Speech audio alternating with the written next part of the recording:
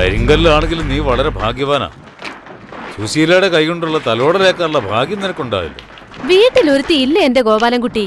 അവളെ കൊണ്ട് 1-2 തവണ തലോടിച്ചൂടെ നിനക്ക്? ഓ, ഉണക്കമീൻ പോലുള്ള അവളുടെ കൈകൊണ്ട് തലോടിച്ചാ എനിക്ക് ഛർദ്ദിക്കാൻ വരും. അപ്പൊ 3 കുഞ്ഞുങ്ങള് വീട്ടില് കളിച്ച് നടക്കുന്നുണ്ടല്ലോ, അത് അയൽക്കാരൻ്റെതാ?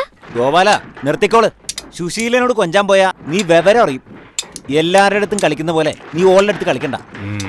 മുതലാളിയുടെ പിൻബലത്തിലാ അവളുടെ നെകളിപ്പ്. എന്നാ ഈ ഒരു കാര്യം ചെയ്, മുതലാളിയോട് പറഞ്ഞു നീ എന്നെ അങ്ങ് ഏറ്റെടുത്തോ.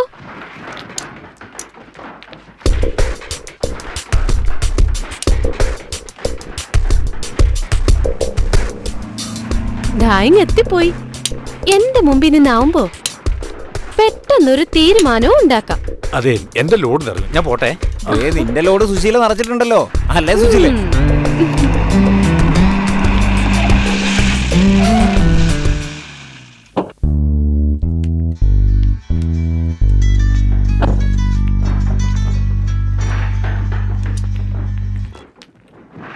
ആ ജോസഫേട്ടാ, പറയ്, എത്ര ലോഡ് വേണമെങ്കിൽ ഞാൻ തരില്ലേ? ആ ബില്ലൊന്ന് പെട്ടെന്ന് ശരിയാക്ക്. വെള്ളത്തിലല്ലേ കല്ലിടുന്നത്. ആ ശരി ശരി, ഞാൻ വിളിക്കാം. ഓക്കെ. എന്താ മുതലാളി ഈ ഇടയായിട്ട് വല്ലാത്തൊരു ഗൗരവം? അല്ല, ഈയിടെയായി നീ എല്ലാ അനാഥരെയും ഏറ്റെടുക്കാൻ തീരുമാനിച്ചു എന്ന് കേട്ടല്ലോ. അതെ, ഈ വർക്കിയെ ഉപദേശിക്കാൻ നോക്കണ്ട. എടേ, മാമ്പള്ളി ഔസേപ്പ്, അതായത് എൻ്റെ അപ്പൻ, അങ്ങേര് വിചാരിച്ചിട്ട് നടന്നിട്ടില്ല. എന്നിട്ടാ നീ. മുതലാളി, ഒരുപാട് സഹിച്ചത് ആ കുട്ടി. ഇനിയും അതിനെ ഉപദ്രവിച്ച ദൈവം പോലും സഹിക്കില്ല. സമയം കളയാതെ നീ നിന്റെ പണി നോക്ക്, എനിക്ക് വേറെ പണിയുണ്ട്.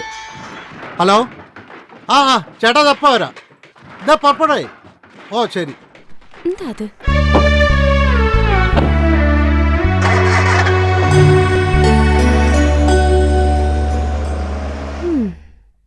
എന്റെ ഗോപാലൻ ചേട്ടാ, രാവിലത്തെ ഈ നടത്തം കാരണം കാലിനൊരു നീർക്കെട്ട്.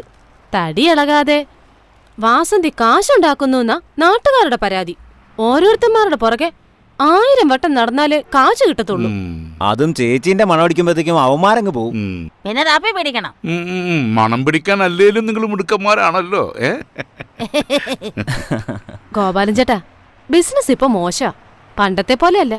ആൾക്കാർക്കൊക്കെ ബാങ്ക് വാരി കൊടുക്കല്ലേ, വാസന്തിയുടെ പരിചയമില്ല. എന്തോന്ന് വാസന്തി, ബാങ്ക് എന്ന് പറഞ്ഞാൽ അപേക്ഷിച്ച് കഴിഞ്ഞാൽ തന്നെ ചാവടിയന്ത്രത്തിനല്ലേ പാസ്സാവൂ. എളുപ്പം കിട്ടാൻ വാസന്തി തന്നെ സ്വരണം. വാങ്ങാൻ വരുമ്പോ തേനെ പാലേന്നൊക്കെ വിളിക്കും. കയ്യിൽ കിട്ടിയ പിന്നെ മുങ്ങി നടക്കും. ഇവറ്റകളെ തീറ്റിപ്പോറ്റിയ പിന്നെ മിച്ചമൊന്നും ഉണ്ടാവില്ല. ആ ഗോപാലൻ ചേട്ടാ, നിങ്ങളുടെ സ്വന്തക്കാരിയുടെ? ഓ, ഏത് സ്വന്തക്കാരി? അങ്ങനൊരു സ്വന്തക്കാരി? നിങ്ങളൊരു സുന്ദരിയെ പാർപ്പിക്കുന്നില്ലേ, അവള്. ഓ, ആ പൊട്ടിപ്പൊട്ടോ, ആർക്കറിയാം. പിന്നെ വാസന്തിക്ക് അറിയില്ലേ ഞാൻ അത്രക്കാരനല്ലാന്ന്? എനിക്കറിയാലോ, അതല്ലേ ചോദിച്ചത്. ആ, അവളൊരു കുളിക്കാത്ത പെണ്ണ. നടക്കട്ടെ നടക്കട്ടെ. എന്റെ പൊന്നെ. എന്റെ വർഗിച്ച നിങ്ങൾക്ക് വട്ടാണോ? അതേടാ, ഇത്തരം കാര്യത്തില് വർക്കിച്ചന് ഇത്തിരി വട്ടാ. എനിക്കതാ മനസ്സിലാവാത്തത്. സുശീലയോട് ഉടക്കാൻ മാത്രം ഈ പീറപ്പെണ്ണത് എന്ത് കണ്ടിട്ടാ വർഗിച്ച? സുശീല ഒന്നാന്തരം, അതില് സംശയമൊന്നും വേണ്ട എനക്ക്. എന്നാ ഓക്ക് അല്പം മൂപ്പ് കൂടുതലാ. എന്നാലും കുളിക്കത്ത് പോലും ഇല്ലാതെ. പൊട്ട, നല്ല 5 സ്റ്റാർ ഹോട്ടലിൽ നിന്ന് കഴിക്കുന്നതിനെക്കാട്ടും നല്ലത് ചിലപ്പോ തട്ടുകടയിൽ നിന്ന് തിന്നുമ്പോഴാ. എടാ, വെള്ളക്കുപ്പായത്തിൽ ഒരു കറ വീണാൽ എങ്ങനെയാ, അതുപോലെയാ മനസ്സിലൊരു ആശ വീണ അത് തീർക്കാതെ പിന്നെ ഈ വർക്കിച്ചന് ഉറക്കം വരില്ല. അതാ ഈ വർക്കിച്ചൻ. നിനക്ക് മനസ്സിലായ? അങ്ങനെ ചോദിച്ചാ എന്നാൽ ഈ വർക്കിച്ചന്റെ ഒരു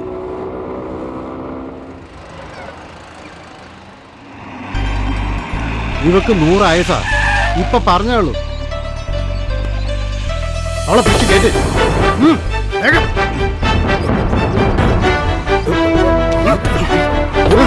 പിടിച്ച് കേട്ട്.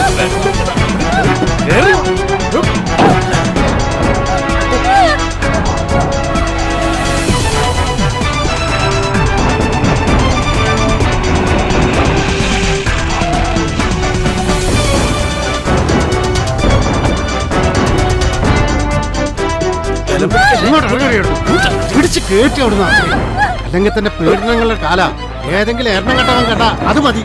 മനുഷ്യനെ സ്വൈര്യമായിട്ട് ഒന്ന് ജീവിക്കാൻ സമ്മതിക്കില്ല. പിടിച്ച് കേട്ടു.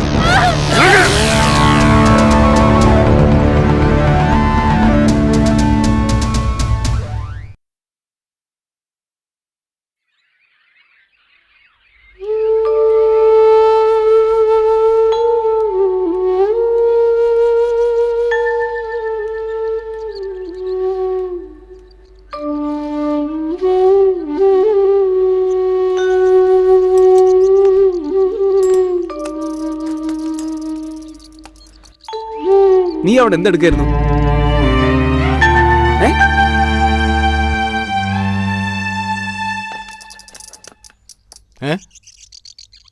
എന്താ കിട്ടാൻ വേണ്ടി വന്നതാ?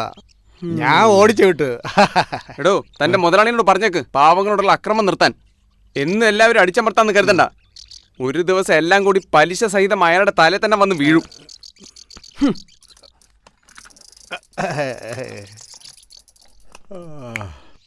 പഴയ സാഹിത്യ സൃഷ്ടികൾ ഇന്നും നിലനിൽക്കുന്നു. പൊറ്റക്കാട്, തകഴി തുടങ്ങിയവർ കാലത്തെ അതിജീവിക്കും. എന്നാൽ ഇന്ന് വളർന്നു വരുന്ന പുത്തൻ എഴുത്തുകാർ അത്തരം ആഴത്തിലുള്ള സൃഷ്ടികളിൽ ഏർപ്പെടാത്തത് എന്തുകൊണ്ടാണ്? ഇന്ന് പെണ്ണെഴുത്ത് ആണെഴുത്ത് എന്നൊക്കെ പറഞ്ഞ് അർഹതയില്ലാത്ത പലരും വാരികകളിൽ നിലവാരമില്ലാത്ത സൃഷ്ടികൾ എഴുതി പിടിപ്പിക്കുന്നു. അത്തരം സൃഷ്ടികൾ ആയുസ് കുറയുന്നു. അബൂക്ക എന്ത് പറയുന്നു? ഏത് വിത്ത് മുളപ്പിക്കാനാവും, എന്നാൽ പാകമായ മൂപ്പത്തിയ വിത്ത് പാകിയാൽ അതിൽ ഫലം പറിക്കാനാവും. ശരിയല്ലേ സ്നേഹരാജേ? ശരിയാണ്. പറഞ്ഞതുപോലെ നല്ല സൃഷ്ടികൾ എന്നും നിലനിൽക്കും.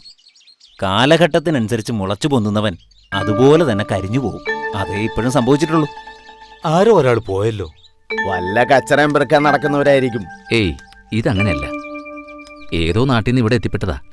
രാത്രിയുടെ മറവിൽ അതിനെ പലരും ശല്യപ്പെടുത്തുന്നു. ശരിക്കു പറഞ്ഞ കാര്യം കഷ്ടമാണ്.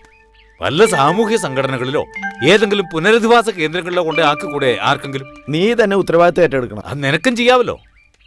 ഇതാ നമ്മുടെ നാടിൻ്റെ ഒരു ശാപം. ഇതൊന്നും എൻ്റെ കാര്യമില്ലാന്ന മട്ടിൽ സ്വന്തം കാര്യം നോക്കി താൻ നടക്കും.